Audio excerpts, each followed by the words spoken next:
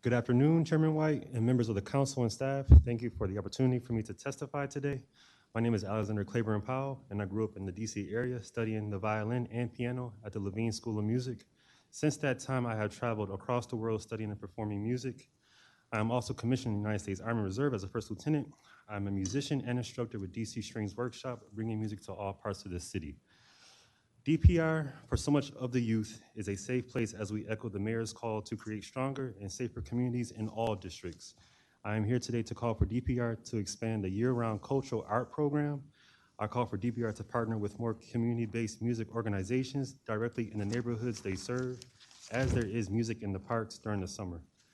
But this program should be expanded to more neighborhoods so more local musicians and students receive opportunities to perform. We want to create more opportunities for DC students to learn and perform an instrument.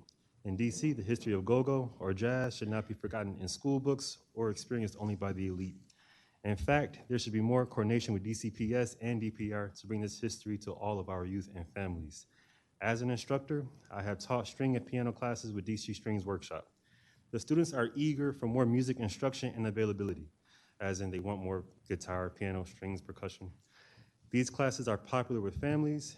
Few have access to them through their school or lack of, which gives DPR a great opportunity. I call on DPR to expand these musical offerings across sites and to partner with DC Strings and to bring music to all recreation centers. It's not just learning an instrument. Music is beyond just mere entertainment. There are dozens of new concert venues and spaces that are coming available. Will our youth be prepared for the jobs and opportunities in this growing concert and music industry? From light and sound design to music technology, recording songs, composing their own beats, what DPR centers offer these courses for the youth? Sadly, crime statistics for the District of Columbia follow a similar pattern. While the rate of homicides and violent crimes in certain parts of the city dropped slightly in 2016, in Ward 7, the homicide rate rose by 26% and gun robberies increased by 14%. The data for 2018 is even more concerning as the homicide rate in the district continues to grow, while already up 46% from 2017. At least 9 of the victims of these senseless murders were children between the ages of 10 to 17. The DC String School Initiative and the work of DPR is to provide a safe, positive, and uplifting environment for the youth. The purpose of the youth is to engage in experimental learning, dialogue, and critical thinking to improve their academic performance and access to music as a form of healthy expression.